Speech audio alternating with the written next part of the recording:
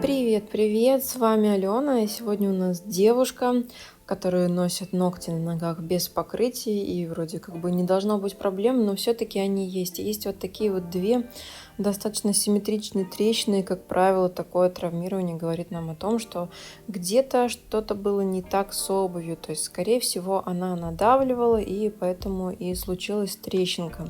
Плюс мы наблюдаем тенденцию к врастанию, очень влажная кожа. Я вот сейчас проверила кюретки, и видно, что там уголочки немножко врастают. Вот они маленькие, эти кусочки. Арка у нас слегка П-образная, и самое страшное здесь именно во влажности ног. То есть на видео вы можете наблюдать, что они выглядят так, как будто их подержали в воде, то есть немного распарили.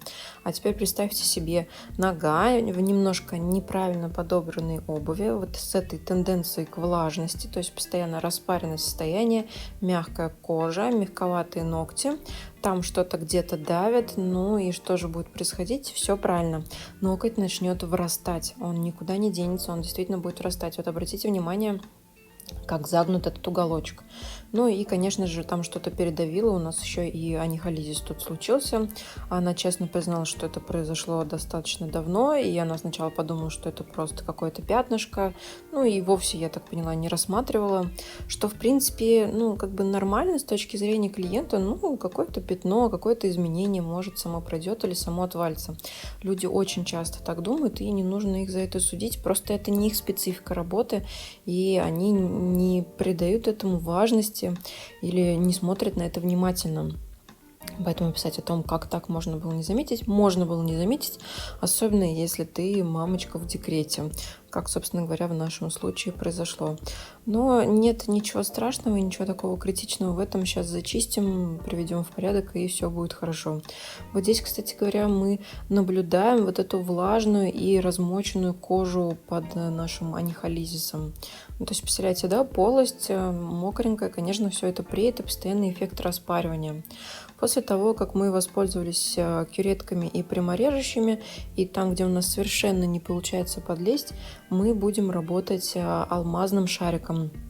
Я пришла к выводу, что это одна из моих любимых фрез именно в зачистке анихолизиса на ногах, потому что ей можно убрать все вот эти труднодоступные места, которые у нас не получится срезать кусачками. Хотя и без кусачек здесь тоже никуда. Ну, просто есть, знаете, такие инструменты must-have, да, без которых ты, не зачистишь. Хотя я понимаю, что при желании, конечно, можно и просто пилкой, и я тоже могу это сделать. Но вот если выбирать, то, наверное, я бы выбрала пряморежущую кюретку и вот такой вот фрезу-шарик.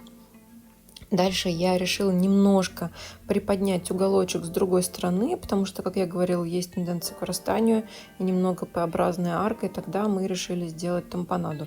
Здесь на самом деле все просто. Вот этот маленький кусочек специального материала заводится под угол ногтя, заводится для того, чтобы этот самый уголочек приподнять. То есть это легкая коррекция. То есть когда мы ставим коррекционную систему, как тритовую скобу или титановую нить, там прям такая серьезная коррекция идет.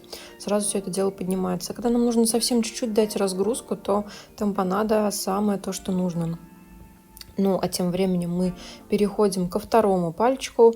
У нас здесь примерно та же история, тоже влажные, они уже чуть утопленные. Если прям посмотреть ближе, то это очень хорошо просматривается. Там прям, такие дырочки и углубления. Кстати говоря, на втором и третьем пальце тоже есть где поковыряться, но мы сегодня работаем именно с большими.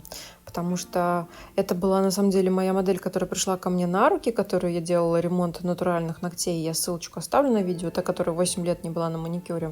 Ну и заодно она сказала: вы знаете, у меня вот там вот что-то на ногах, а давайте посмотрим. Времени было не совсем достаточно, поэтому мы посмотрели то, что успели. Поэтому вот пока такая у нас зачисточка получилась.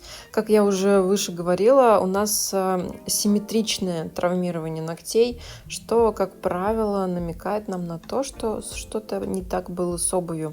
Конечно, она сказала, что ее обувь очень удобная. И так говорят все наши клиенты, что они покупают ее в хорошем магазине, что там нога вообще чувствует себя прекрасно. А потом ты смотришь на обувь и видишь, что она у них сносилась прямо по форме ноги. То есть прям можно посмотреть, где какие пальцы упираются и так далее. Вот это тот самый признак, когда обувь не совсем корректно была подобрана. Ведь если у тебя 38 размер, ну, честно, я считаю, что лучше поставить туда стельку хорошую ортопедическую и взять 39, но тогда будет все на месте и как нужно. Вот. Мы, кстати говоря, в конце возьмем из обуви нашей модели стелечку и покажем, что же там не так. Заработаю сейчас я, а в конце мне будет помогать Лена. Поэтому вы видите две наших руки, которые будут тыкать пальцами в стопу модели. Здесь я уже все-таки перешла на работу алмазной фрезой. Честно говоря, в планах этого не было, потому что нам нужно было просто зачистить и убрать вот эти вот кармашки. Но в итоге я поняла, что я не могу просто подлезть, и мне нужно там подчистить вот эту вот часть. Опять-таки говорю, стопа влажная, это все вызывало сложности.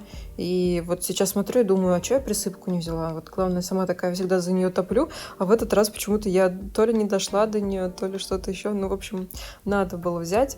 Ну ладно, в любом случае мы все зачистили, все нормально. Вот так выглядит наш пальчик. Здесь тампонаду ставить не стали на другую сторону. Тут все более-менее нормально. Мы срезали лишний кусочек и, в общем-то, нам ничего не помешало. А дальше будем разбираться с ее стельками. Сейчас немножечко дочищу. Я вообще такая, да, если я начну что-нибудь делать, мне потом не остановить. Поэтому я не хотела брать фрезу, иначе бы я вообще сделала полный педикюр, а на это совершенно не было времени. Все-таки съемочный процесс, он немножко растягивает процедуру, и то, что ты обычно делаешь за час, на съемках ты будешь делать намного дольше. В общем, на уход я ей, как всегда, порекомендовала масло. У меня здесь маслица от Атис, оно антибактериальное, профилактическое, противогрибковое и натуральное. В общем, хорошее масло, ссылочку на него тоже оставлю. Вот так выглядят ноготки после зачистки, конечно, будем за ней наблюдать. И вот наша стелька, которую мы достали у нее из обуви. Из той самой удобной обуви. Кстати говоря, можете написать в комментарии, какую деформацию стопы вы здесь наблюдаете, и что же тут не так. Ну, по-моему, невооруженным глазом, да, видно, что нога банально не помещается в стельку. А если она помещается, то ее нужно вот так зажать. У нее, кстати говоря, немножко отдавленный мизинец. Ну и косточка, наверное, растет, так как вы видите. Я вот тут показываю, что у нее как раз-таки вот в той части, где пальчик выпирает, скорее всего, давит. Лена тыкает ей на вот эту кость, которая растет. В общем, я думаю, что все просто прозрачно, так как сказать, ну не то, что результат налицо, но, в общем, очевидно, что здесь с ногами, что здесь есть вальгус, плоскостопие и т.д. и т.п. В общем, здесь ортопедические стельки в помощь. Ну, а вы пишите в комментариях, как думаете.